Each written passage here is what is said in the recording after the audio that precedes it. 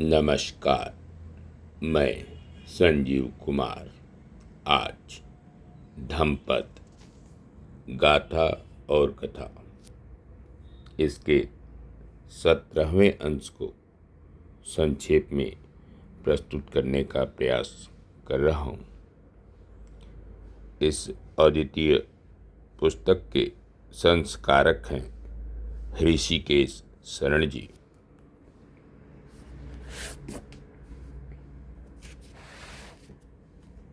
यह घटना उस समय की है जब शाक्य मुनि राजगृह में विद्यमान थे। नगर के दो लड़के, एक सम्यक दृष्टि का पुत्र और दूसरा मिथ्या दृष्टि का पुत्र, गलियों में सदैव गोलियों का खेल खेला करते थे। सम्यक दृष्टि का पुत्र बुद्ध को स्मरण करके खेल प्रारंभ करता था। दूसरा मिथ्या दृष्टि का पुत्र किसी अन्य मंत्र का जप करता हुआ खेल प्रारंभ करता था। हर बार सम्यक दृष्टि वाले का पुत्र ही विजयी होता था। जीतने वाला बालक दांव पेच, शक्ति, सभी चीजों में पराजित होने वाले लड़के से कमजोर था। फिर भी जीतता वही था।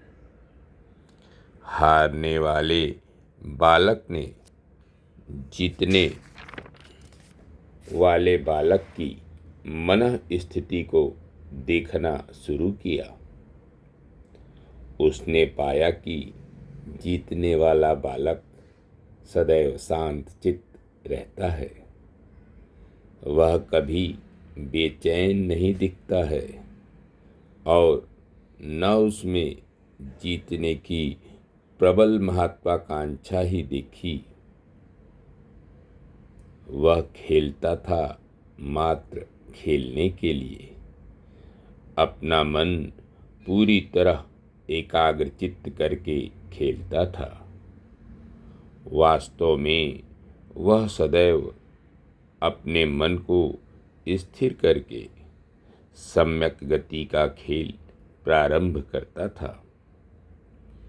खेल से पूर्व वह सदैव अपनी स्मृति को सम्यक बनाता था और अपनी स्मृति को, अपने मन को स्थिर करने के लिए वह बुद्धानुस्मृति कर खेल शुरू करता था। मिथ्या दृष्टि के पुत्र ने भी जीतने वाले का अनुकरण और अभ्यास किया। अब वह भी सिर्फ जीतने के भाव से नहीं खेलता था, खेल की भावना से खेल खेलने लगा। अब उसे हारने में वह पीड़ा नहीं होती थी जैसी पहले हुआ करती थी। उसने भी सम्यक स्मृति की आदत डाल ली थी, लेकिन जो आदत उसने खेल खेल में शुरू की थी वह अब उसके जीवन का अंग बन गई थी। अनजाने में ही उसकी जीवन का कल्याण हो गया था।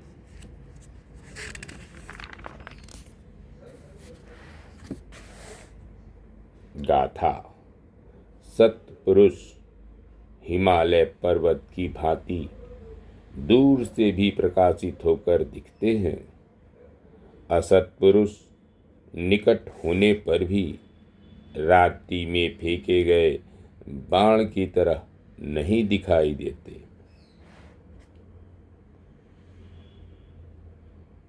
एक ही आसन पर निश्चल बैठने वाला, एक ही शयन आसन का उपभोग करने वाला, एकाकी विचरण करने वाला, आलस्य रहित होकर आत्मसंयमी साधक भिक्षु वन के एकांत प्रदेश में आनंद से रहता है।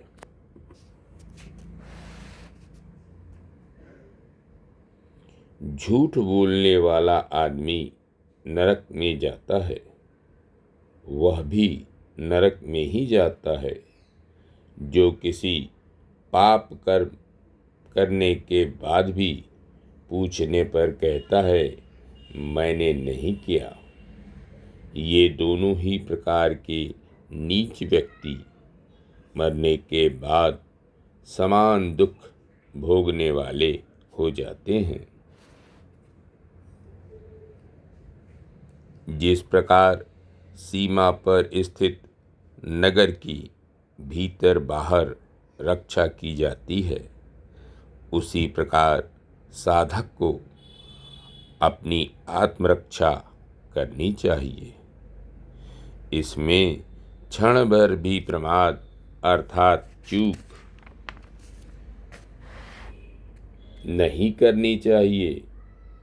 समय विषयक प्रमाद अर्थात क्षण भर की भूल करने वाले दुष्कर्मों के चक्र में पड़कर अर्थात समय हाथ से निकल जाने के कारण नरक के शोक को प्राप्त करते हैं। धन्यवाद। नमस्कार। शेष अगले अंक में।